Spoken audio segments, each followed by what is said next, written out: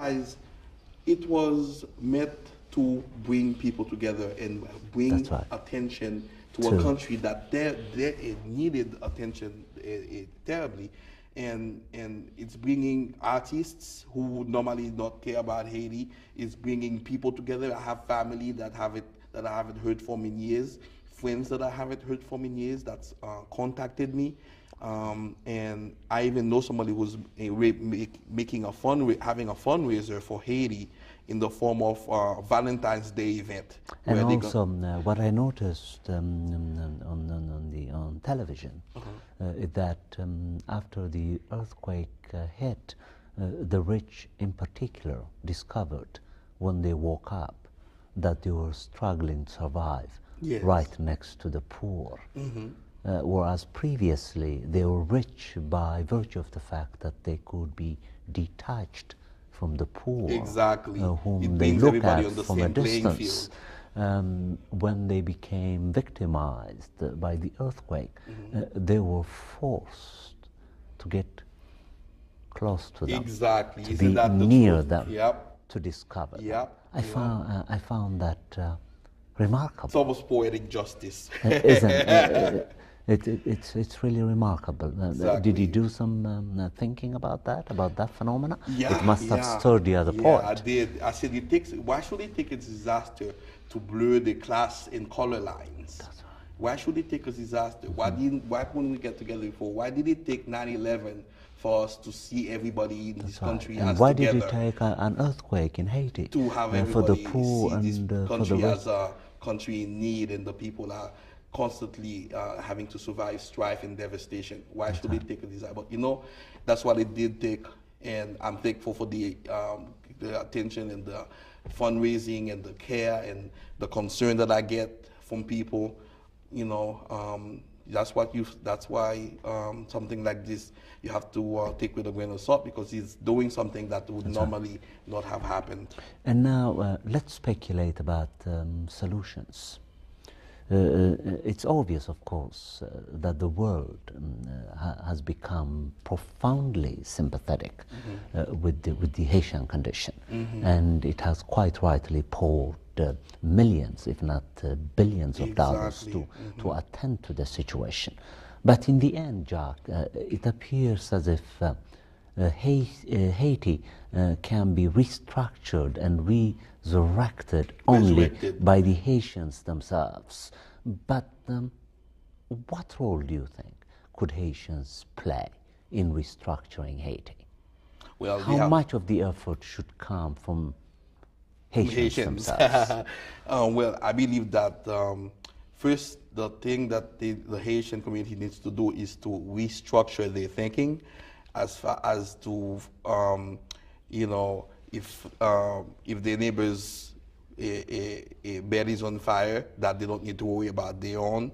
I quoted somebody as saying, if your neighbor's bed is on fire, wet yours, because tragedy is for all of us. That's right. And they need to restructure their thinking as to, this is not about I'm gonna keep what I have, because in Haiti it's everyone for every man and woman for himself or herself. They need to break from that type of mindset and see themselves as an entity, because if you don't collaborate, when you are minority, if there is no collaboration, if there is no unity, the term divide and conquer says it all. That's right. You won't have any type of power or any type of change unless you get together. And the Haitian community, every time I go to if I perform, I give readings. I have given readings at Harvard, Northeastern University, Bunker Hill, Roxbury Community College, and every time I go to these places, every time I mention that there's a lack of unity among the Haitian community, people always clap. Amazing. But I've also noticed the following phenomena, Jack. This is, of course, true of all immigrants. It need not necessarily be a particular practice that should be called Haitian. The point is this. Immigrants, as a rule, live a double life. They could be, perhaps, arguably, lazy, uncaring, uncooperating, aggressive and competitive in their own homelands. But when they go abroad, most particularly when they come to Europe and to the US, they become cooperative, collaborative, and so on. How do you explain this contradiction in the Haitian personality? Because sociologists, American sociologists in particular, are highly impressed by Haitian work ethic, resilience, flexibility, not just in the arts, not just in painting and poetry, but also at the workplace. They work hard, they save money, they send thousands of dollars home. Yeah. And yet, within Haiti itself, if the reality that you just described to me is compelling, I have no reason to think that it's not. The opposite is the case. How do you explain this contradiction in Haitian character? So in terms of how they, the mindset and their behavior changes from, because in Haiti is, you know, they very aggressive and very, you know, every man for himself, herself.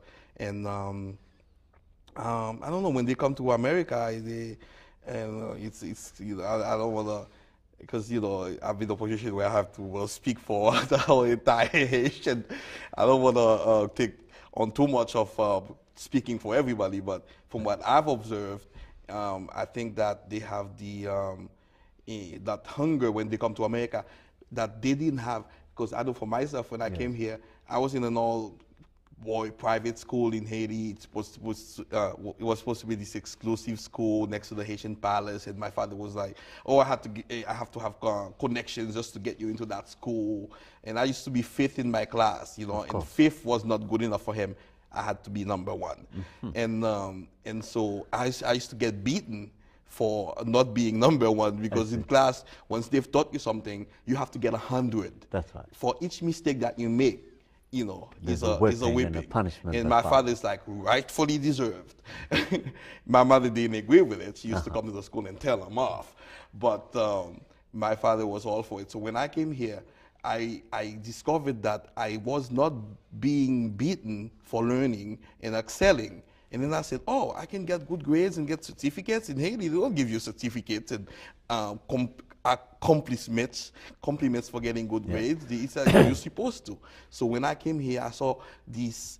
I had this hunger for knowledge, because I no longer had that fear of learning, because I associated learning with beatings. Of course. So I became even more into education, and then I ended up excelling, you know, graduating from college, Phi Beta Kappa,